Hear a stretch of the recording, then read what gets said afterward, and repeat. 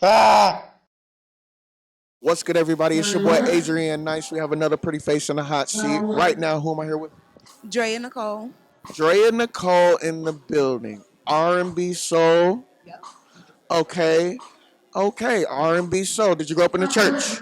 Huh? Did you grow up in the church? Of course. I had to. Like that's the typical R&B soul beginnings. Like that's where you learn everything. Where you from? New York. New York? Do you stay in Atlanta now or are you still in New York? I'm in Atlanta now. What made you move?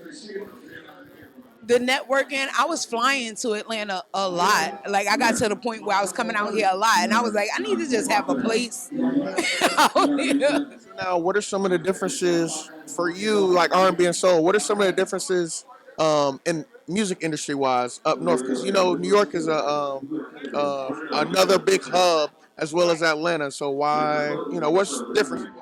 The difference is people and things are more attainable here. In New York, they stay a little more closed off. Like there might be people at events, but they're not willing to talk to you. You know what I mean? People are more closed off. Not to say anything wrong with New York, but New York is New York. We're guarded. You know what I'm saying? We're guarded with our energy, who we let in our space, because there's a lot of different entities in New York. Out here, I've noticed more support. You know, I've become involved in a lot more things in the short time that I've been here. Fire. Respect that. I like that answer too. Well, what do you like about Atlanta? Because you could have went to LA. I could have went to LA, but I feel like that would have just been like going to another New York. And you know, and Atlanta is, surrounded by us. Talk about it. You know what I'm saying? Like, I had to go where my people were. You know, they start calling it Black Hollywood now, so why wouldn't I be in Black Hollywood? Right. It only makes sense. It just makes sense. And so, The math is mathing. the math is math. I like that.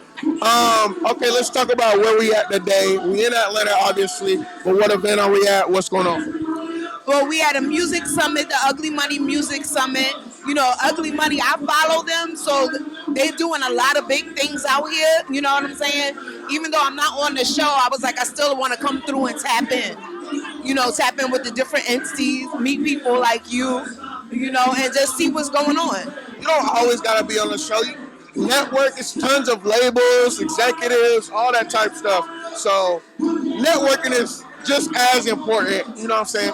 Because to be honest, this event is going on from 2 to 2. But your performance is only going to be like, what, 10 minutes, 5 minutes? What you going to do for the rest of the time? You know? Right. So music, what are you pushing right now? Right now, I'm pushing my single called, wait, can I curse? Go ahead. Okay. Right now, I'm pushing my single called Motherfucker, I'm Out. Motherfucker, I'm out. Motherfucker, I'm out. What is it about? Just like, It's about telling the motherfucker I'm out. Okay, so basically, you know, I'm a creative. I be in my feelings. So I wrote the song during the breakup. You know, instead of the guy just up and leaving, like if you unhappy, then go. Let me go through what I gotta go through, but just go. But no, he decided to make it ugly and crazy before he left. Like it actually, I had to go back to, Drea Nicole from the projects. You know, I had to let him know just because I'm nice now, I got hands. You know, like it got. so you beating the niggas? Yeah, so it got like that. Yeah, he lunged at me, choking me, saying I was going to kill you. Oh. I got to fight. Check. So the song basically talks about that situation. Drea Nicole said, not today, nigga. Not today. Hey, I grew up with nothing but men and boys. Like, my family's overrun with men and boys. And they made sure that I was tough enough. And he found out. That's dope. So, that incident, you took that and kind of put that in music? Or? Yeah, music is my therapy. I have an album that I had released like in 2018. And it's actually called Musical Therapy. Music is my therapy. When I'm overjoyed, I write a song. When I'm extremely sad, I write a song. Like, it's my therapy. Do you feel like it's harder to, I guess, quote unquote, make it in like R&B, soul type genre versus like rap? Yeah, Because R&B these days is sounding more and more like rap. You know, the singers, they're not really singing. And nothing against nobody. But besides church, my only training was the radio. Was what I heard on the radio or what my mom was playing, you know, in the house. So listening to stuff like Whitney Houston and Luther Vandross and Shaka Khan and Mary J. Blige and all of that helped me hone my skills. Like, I learned my lower register by listening to Toni Braxton's first album. You know what I'm saying? I learned my higher register by listening to Mariah Carey's first album. You know what I'm saying? Can you really name somebody that's out today that you really could feel like you could learn from? I mean, so I'll say like 3. But I do want to say these 3, I feel like they got a lot more like legwork to do to like reach like a, you know, like Usher or just somebody that's like killing it. You know, I like Lucky Day. I like Daniel Caesar. I like Giveon. Giveon's probably the biggest out of the 3. But those are 3 that are kind of pushing the envelope forward. But I definitely get what you're saying. The whole melodic scene is kind of confusing. Yeah, and honestly, those are good people that you name, right? But when you turn on the radio, how often do you hear them? That's the problem. Like the good R&B, the real R&B is not being pushed. And I'm sorry, but it takes somebody off color to sing R&B for it to get pushed. Cause let Adele come out with a good R&B song, and you gonna hear it everywhere. Right. You only speaking facts. I mean, it's crazy. Nothing against Adele. Love you, boo. Hello. Love you. She everywhere. Rolling in the deep. I love it. I'm with it. I'm so with it. But it is what it is. And sometimes you just gotta call a spade a spade. Right. I respect that. And then what's next for you?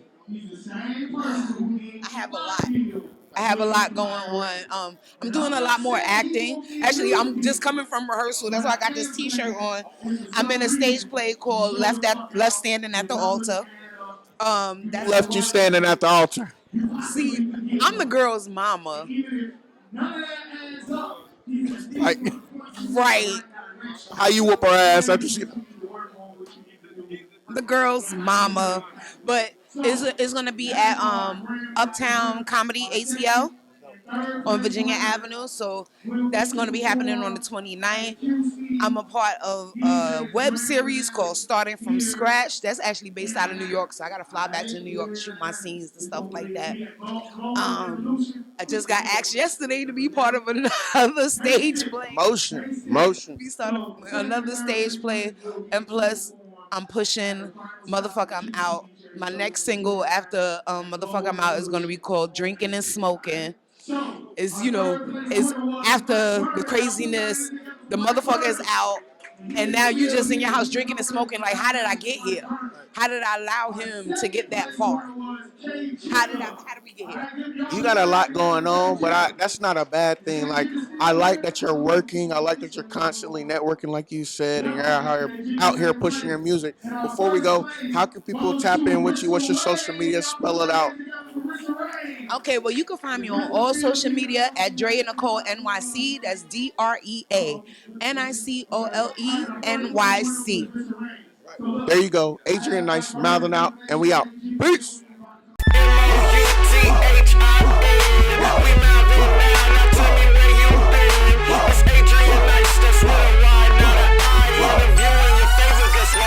Stay fly.